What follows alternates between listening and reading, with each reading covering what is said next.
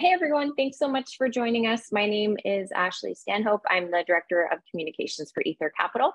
I'm joined by the company CEO, Brian Mosoff, and President and CFO, Ian McPherson. We're going to spend the next 30 minutes talking about Ether Capital's second quarter financial results. And we're also going to talk about Ethereum's upcoming merge that you've probably read in a lot of our blog posts or newsletters by now, and why we're so excited for this critical upgrade. Just a couple things to mention before we get started. This presentation is for informational purposes only. So we're just going to talk about our business, and we're not here to provide any type of investment advice. We're also going to keep it tight, so we'll keep it to 30 minutes, and then we'll leave some time at the end for a bit of a Q&A. And if I don't end up getting to all of your questions, please feel free to send me an email to ashley@ethcap.co, and I'll get back to you as soon as possible. We're also recording this webinar, and we'll plan to publish it to our website and YouTube channel, so you can always play it back afterwards. And with that, I will hand things over to Brian to kick things off for us.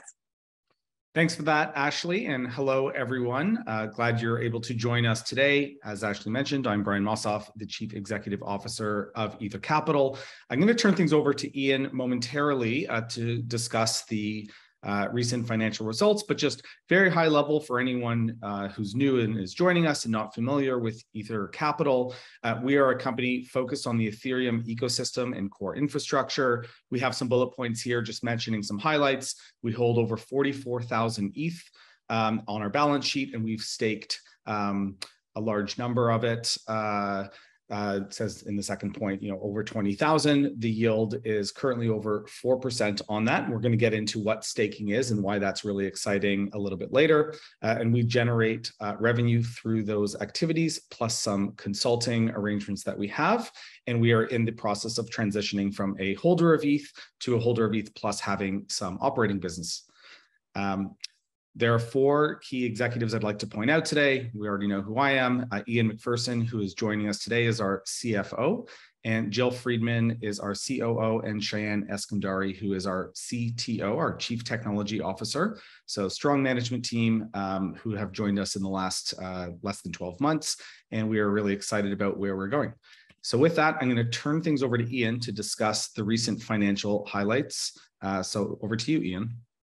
Thank you, Brian. And for those on the call, Brian's controlling the advancement of the slides. And so periodically I'll say slide, and hopefully that won't be too annoying every time he changes. But on Thursday morning last week, we issued the financial results for the second quarter. And hopefully everyone on this call has had an opportunity to review our press release, the financial statements, and the MD&A. Today's webinar will review the highlights of those documents and perhaps provide some additional insight into those numbers so everyone has a better understanding of the financial performance. New slide. While a conventional quarterly earnings presentation, you would normally kick off the webinar with a summary of our financial results. Rather, I'm going to lead off with our perspective of the key financial drivers of the business. Oh, Brian, can you go back a slide, please? Yeah, thanks.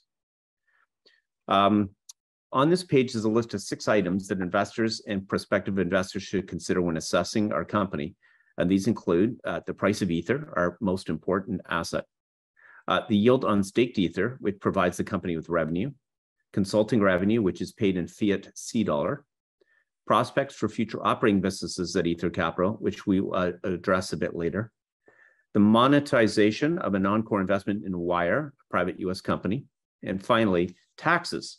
What is the liability given our corporate structure? For each of these, I'm going to spend a minute or so to provide an update on the factors, then aggregate them in a financial summary in about 6 to 7 minutes. Next slide. On this slide, we have a chart of Ether. As is apparent from this chart, the price has been a roller coaster for the past year. During Q2, we experienced the lowest price over the past year, and we ended the quarter at US dollars 1,020. During June, in particular, there were many corporate participants within the crypto ecosystem that experienced extremely difficult conditions. Many of you probably are familiar with the bankruptcies and failed business models of some high-profile crypto companies that were in DeFi. Brian will address these later in the webinar in more detail, but these cascading problems infected many participants. It led to forced liquidations of digital assets and counterparty failure. And during June and early July, the loss of confidence and the drop in buying activity resulted in a material decline in all digital assets, including Ether. So since the start of 2022, Ether declined 83% until June 30th, most of it in Q2. Now, interestingly, the price of Ether has experienced a strong rebound since the June 30th date. In fact, it has gone up nearly 90% in 6 weeks and reached actually over US $2,000 this past weekend. There are not many assets in the world that have this level of volatility. Next slide.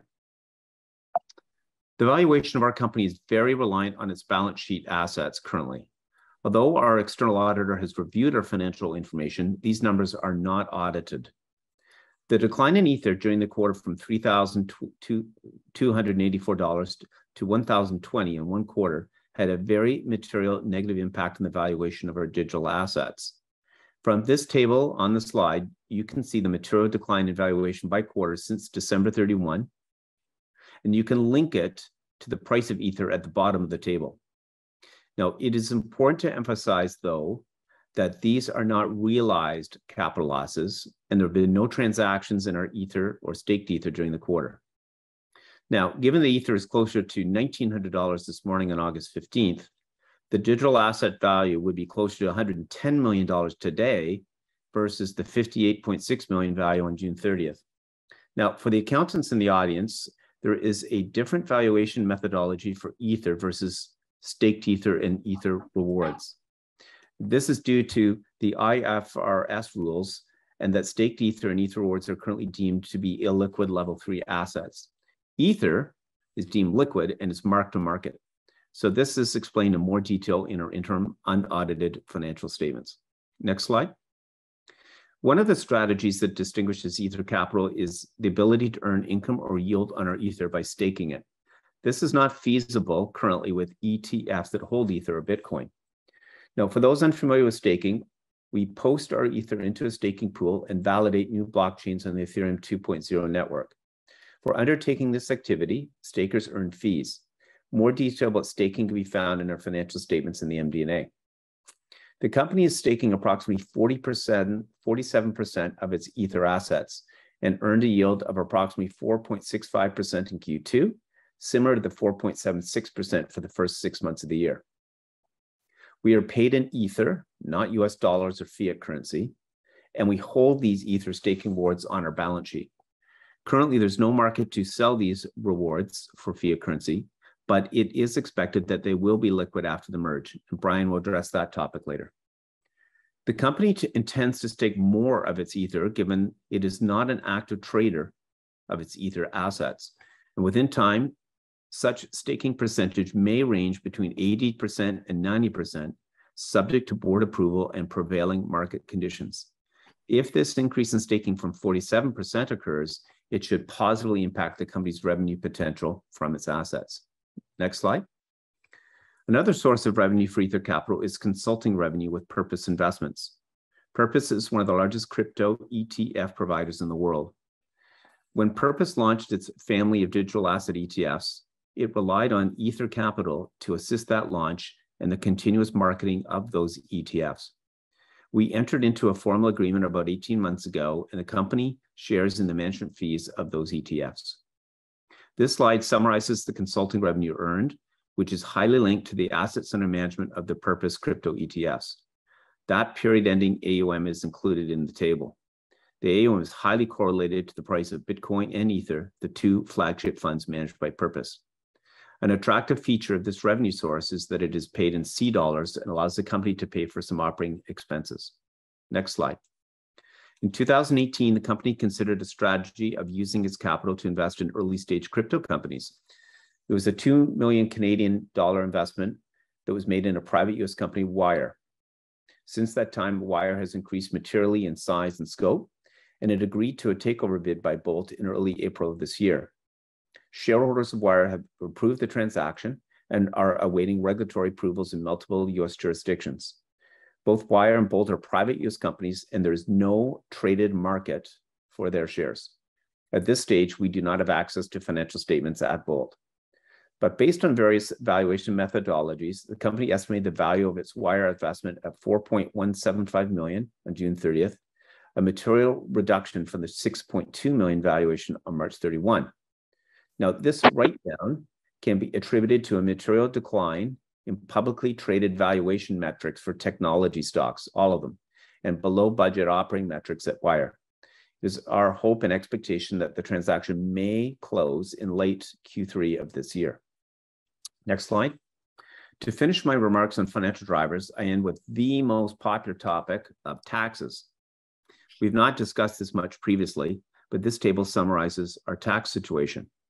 Essentially, we have a tax asset that is discussed in the notes to the financial statements.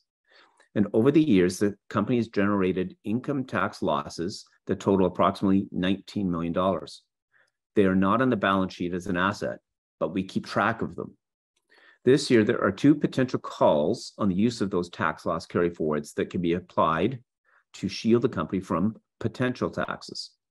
Firstly, we have a taxable income in 2022 year to date, largely due to the capital gains on selling some of our non-core digital assets, such as Maker. This was offset by a capital loss we realized on the sale of a purpose Ether ETF we held in Treasury during the quarter. In a nutshell, the estimated $3 million of taxable income in 2022 and will result in current income tax expense, but it can be offset and shielded by using some tax loss carryforwards. We would essentially not pay any current income tax. Secondly, the fair market value of our digital assets exceeds our tax cost base by about $1.9 million. This difference is unrealized and will fluctuate based on the price of Ether. At this time, there is no intention of the company to sell any of its Ether assets and trigger a taxable capital gain. Regardless, we do estimate that potential tax liability for conservatism. If the company had liquidated its digital assets on June 30th at fair market value, it would have triggered a tax liability of approximately $500,000. So to bring this all together, we have about $15 million of unused tax loss carryforwards and do not expect to be paying current taxes for the foreseeable future. Next slide. On this page, we bring it all together. We summarize the revenue and expenses. In 2022, we have arranged the expenses into two categories to assist readers. Operating expenses are ones that management can control and can be applied to the revenue. The other category, non-operating and intangible expenses, reflect primarily changes in asset valuation, such as impairments, and realized gains and losses on selling assets. These expenses are extremely large and create a considerable amount of noise to the operating performance of management. As such, the net income is very volatile, and the other comprehensive income category in the financial statements makes analysis challenging. And for this reason, we believe that readers would benefit from segregating the expenses between operating and non-operating. The book value of the equity has declined to $1.96 per share, largely due to the decline in Ether price impacting asset value. On a positive note, I can conclude by saying that the operating margin was positive $0.3 million year to date. This is calculated as our revenue less operating expenses. As a reminder, these numbers have been reviewed by our external auditor, but are not audited. Next slide. This slide summarizes three implications for investors. Firstly, we are emphasizing that revenue less operating expenses was positive year to date. Compared to an ETF that holds Ether, we do not have the expense drag of an MER. Secondly, there's no plan to pay a dividend. We will use revenue to build our new operating businesses, to be discussed later. Thirdly, we have a modest cash balance of $3.8 million. This will be used to fund our operations. Our estimated cash burn through December 31 this year is just another $1 million, but is highly subject to many assumptions. There is no assurance that the cash burn would not exceed this amount materially. Next slide. On this slide, we summarize our assets. The audience should note that our Ether staking rewards balance grows every day. In total, the company owns over 44,500 Ether as of June 30th. Next slide. Our share price has suffered with the decline in Ether price over the quarter. Since June 30th, though, the price has increased materially from its $1.33 close, and it reached $2.90 on Friday, August 12th. The share price is an estimated 20% discount to the underlying equity value per share, assuming we could liquidate the Ether at the prevailing market price. Now, this assumption is not totally realistic, given that many of our assets are illiquid, but it does provide a metric for evaluation to investors. To emphasize, the share price is very volatile, and the increase in price since June 30th is 118% in 6 weeks. Next slide. From an investor's perspective, we believe there are a few things to consider, and we list them on this slide. 1, 84% of our assets are Ether. Our valuation is highly correlated to the Ether price. 2, we are not just passive holders of Ether, we can earn a yield. Such yield varies daily and has been about 4% this year. After the merge, it is expected that the yield may increase due to the receipt of incremental transaction fees. 3, holding Ether capital is a better value proposition than holding an Ether ETF, which we will summarize in the next slide. And 4, Ether capital believes that it can economically build some new operating businesses with its cash resources that will increase enterprise value. Such new operating businesses are being assessed internally and have yet to be disclosed to the public. They would take advantage of the current intellectual property and professional networks of the team. Next slide. This is my final slide, and it provides an easy comparison between owning Ether capital shares or units in an Ether ETF. In our opinion, it puts forward 4 compelling reasons why we believe that Ether capital is a more appealing investment.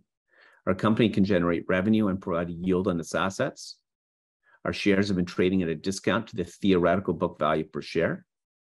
Investors would also have upside to future operating businesses and earnings with the underpinning of a strong, unlevered capital base, something that ETFs cannot do. With that, I'd like to turn it over to Brian.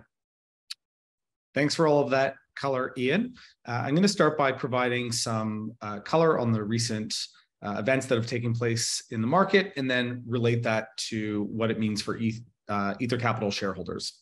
So for some high-level market color, as Ian had mentioned, in the last quarter, we saw many of these centralized businesses become insolvent or mismanage their balance sheet. There's 4 that I've mentioned here that may have crossed people's desks in headlines of news: Voyager, Celsius, BlockFi, and 3 Arrows Capital. And I think it's important for people to contextualize that even though there were pretty meaningful failures in the industry, the protocols themselves didn't have any issues. Ethereum didn't stop working. There may have been excessive selling pressure from some of these companies becoming insolvent, but the protocols themselves were fine and continued to operate as intended. So for some people who would ask, is now a good time to invest, or what do you think about these centralized companies becoming insolvent? What does that mean for the space? My answer is that the picks and shovels may have failed, but the assets themselves will be okay and continue on building and developing. So I think that's a really important message for people to take away from this. I'd also like to highlight that layer 2 scaling solutions are continuing to roll out technical upgrades. So the ability to transact at a cheaper cost on Ethereum is continuing to ramp up. This is a narrative that has been dominant for the last number of years, that Ethereum is too expensive or slow. And so people are going to look to competitor networks to facilitate their activity. And I've been constantly pushing back, saying that there are scaling solutions rolling out around the Ethereum ecosystem that are very meaningful. And we've remained focused on why we believe Ethereum will continue to dominate. Regulation, of course, continues to evolve and is an ongoing conversation. And as Ian had mentioned, we've seen a fairly significant rebound in price over the last month and a half. And we think that a lot of that may be driven by the upcoming Ethereum merge. So Ethereum merge, again, very high level. Hopefully people are already familiar with this. Ethereum is undergoing a transition from a proof of work blockchain to proof of stake. This is the consensus mechanism. And so instead of people using computing hardware and electricity to validate transactions, now they're going to be able to stake their Ether. So lock up the native token into effectively a bond with the protocol. Ethereum 2.0 rolls out in a number of phases. Phase 0 went live about 2 years ago. And what is about to happen is this event referred to as the merge, which is expected to take place mid-September. And this is when all of the really exciting activity, DeFi, metaverse, NFTs, stablecoins, all of that is currently taking place on Ethereum 1.0 and is going to transition over to the new network, Ethereum 2.0. So this is an event referred to as the merge. We believe it's going to be one of the most important events this year in all of crypto. It's been years in the making. This middle point is important because you'll see on the next slide what percentage of the circulating supply is locked into Ethereum 2.0, meaning assets that have already moved from Ethereum 1 onto Ethereum 2. It's currently at 11%. And we think that this is going to be really important from a narrative standpoint, also for large asset managers and investors who have been sitting on the sidelines, who have struggled with the ESG narrative around proof of work mining. We hear a lot about concerns with Bitcoin mining and how energy consumptive it is. And now we're going to transition to something that is 99% plus more energy efficient. I pulled this out. This is from a website called stakingrewards.com. And I just wanted to put this up here for people to see that at the very top, you see in this staking ratio column towards the right, that, as I said, about 11% of the total ETH supply is sitting on Ethereum 2.0. And when you look at alternative proof of stake blockchains like Solana or Cardano or Polkadot, that's number 6 on this list, you see that there's a significantly higher percentage of the total native tokens being staked.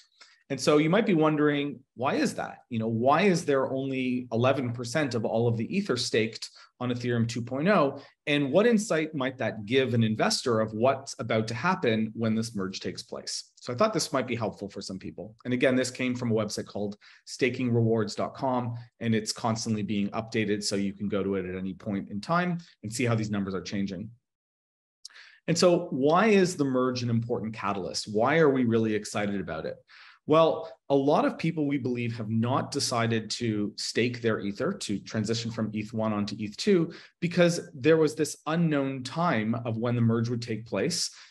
As I said, phase 0, Ethereum 2.0 launched December of 2020, and it was unknown when phase 1 would go live. So when you would be able to actually get liquidity on your staked Ether. And so we think a lot of investors have been sitting on the sidelines waiting for the merge to be announced and to come to fruition before they would like to stake. So in a post-merge world, once this event takes place and is successful and is properly technically executed, we expect a lot of people who have been sitting on the sidelines, and those could be crypto native people, they can be institutions, to focus their attention on, what is the opportunity around taking a long-only view to an asset like Ether and staking it to generate a yield. And what this likely will mean is that there's significantly less circulating supply of regular Ether. So something that is very exciting in the community. This third point is right now there's 2 things that contribute to the issuance of new Ether. One is the mining rewards. So mining being the proof of work miners currently are roughly extracting about 13,000 new ETH per day. And on the proof of stake blockchain, there's roughly 1,600 ETH per day. When the merge takes place, those mining rewards are going to disappear. So there isn't going to be that additional 13,000 ETH per day. There will just continue to be the 1,600 ETH per day on the proof of stake chain. And so there's roughly a 90% reduction of new issuance of ETH. So again, that may contribute substantially to the upward pressure on the price of ETH. So something that is really exciting and important to pay attention to. We also think that a lot of people have been concerned over the last while about if the Ethereum community was able to successfully upgrade the network to actually launch proof of stake. And just for some quick color, there are other proof of stake networks that are around, as I mentioned, Solana and Polkadot, Cardano, but there's never been a network that started off as proof of work for consensus and then transitioned to proof of stake. And that is what is really technically challenging here, is to, mid driving on the highway, a car switch its engine from gas to an electric battery. And this takes place basically in about a 10 or 12-second period. And also, of course, Ethereum is the biggest blockchain by market cap. So there's a lot at stake here. So I think that the success of the merge taking place without any technical issue will put to bed some of the concerns investors have that Ethereum is able to execute on some of its ambitions, and that it will be able to continue on its roadmap towards a more scalable network that will have cheaper transaction fees, higher throughput, and ultimately, continue to be the center of all of the really exciting activity that's taking place in this new asset class. In terms of the yields, the yield is going to change.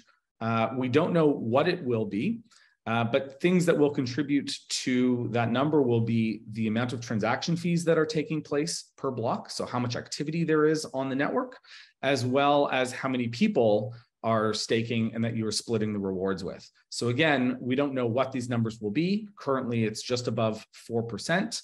But right now, there's none of the transaction fees going towards that yield because all of the activity is taking place on Ethereum 1.0 and not Ethereum 2.0. And when the merge takes place, those transaction fees will go to the validators. So we don't know what it's going to be, but we are very excited and think it's a very important inflection point for Ethereum and the community.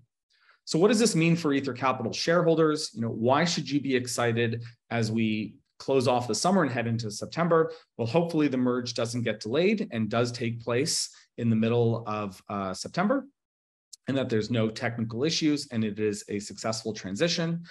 We think that this is really, as I mentioned, one of the biggest events in crypto of the year, probably the biggest in my view as an ETH bull, certainly is really exciting for me and everyone in the community. Also, the current staked Ether rewards, so the yield that we're generating on the ETH that we have staked, is not liquid. And so at some point just after the merge, it might be a month, it might be a few months, we will be able to get liquidity on those rewards. And so it may change how we account for them on our balance sheet. It may mean that we can use a portion of those to invest into our operating businesses and technical team. So that's an important thing to take note. And we are still one of the only access points in the capital markets for ETH exposure and staking. And we continue to lead what we believe is really sitting at the forefront of this ecosystem. Ian had also mentioned the potential for us to stake additional Ether. It's something that I'm very excited for. Everyone on the team is very excited about, but it has to be when we believe it's appropriate, when we see that the merge has taken place with no issues around the technical execution. So that would allow us to stake more of our ETH currently sitting on the sidelines and generate additional yield. And then, of course, we mentioned that we are currently developing software in-house. We are expanding our technical team. You saw Cheyenne's face earlier, our Chief Technology Officer, and we are currently hiring additional developers to build really exciting tooling at that protocol level. So with that, I'm going to open it up to Q&A because we only have a couple minutes here, and I'm going to flip it back to Ashley to run through some of the questions that may have come in. Sure. So the first question is, do you think the merge will eventually lead to lower transaction fees and make ETH more useful for everyday transactions? So I don't know that the merge specifically creates lower transaction fees. I think ultimately where this is all going is that Ethereum at its base layer is going to turn into this very secure, what people refer to as a data availability layer, and cheaper transaction fees for certain activities that may not be able to justify a 30-cent transaction cost or maybe a $2 or $5 transaction cost is going to look for other places to perform that activity. So that could be a layer 2, it could be another network, and then use Ethereum's base layer to kind of record the state that's very secure of what that account has. So you could think of this like your checking account is on Ethereum at the base layer, but your day-to-day activity when you go about your life and you're tapping your credit card for all these smaller transactions, maybe that's not recorded individually on those back to the checking account. It takes place somewhere else. So I think we will get cheaper transactions. It's just a question of where those transaction fees go and where it takes place. But the merge certainly moves the narrative forward. Okay, great. And then we have one more question, two parts. How do you see the potential fork of Ethereum proof of work playing out? Perhaps you can touch on some of the commentary from leading projects announcing a preference for proof of stake. And then the second question is speak to the developments of the Web3 project the company is looking to develop. How far are we from seeing this rolled out? So, there is this talk in the community that proof of stake, is this great idea, but there's another group that might think it's important to continue proof of work mining, meaning the consensus mechanism that we currently have will continue on, and that you'll have what's called a fork meaning that there will be two versions of Ethereum. I can say fairly confidently that no one really in the Ethereum community is in favor of Ethereum proof of work. This is something being pushed by the Bitcoin community, by the mining businesses that are incentivized to make sure that their hardware continues to generate revenue for them. So we may see a fork, but I think that most or pretty much all of the important applications and activity will follow the proof of stake chain. We don't know how it's going to play out. It's a rapidly evolving story of if this is just what's called FUD, fear, uncertainty, and doubt, or this actually will take place. And maybe it's a couple weeks until we see a proof of work fork disappear. There's really no way to know, but it's certainly a really interesting narrative to be following. In terms of some of the developments of the company and things that we see as opportunities for us to develop as businesses. We've said in the past, we're not interested in specific applications in niche verticals. So we're excited by DeFi and the metaverse and NFTs, but we think that there's a lot of infrastructure to be built around the protocol level. So just basic things like custody and staking and reporting, things that are core to a thesis we have around what is going to take place in the next 5 years. Will we see more financial institutions participate in the space? Will we see larger capital allocations from single individuals or entities? Absolutely. And we sit around and think about what is it going to look like, or what tools are going to be needed for that to be a reality.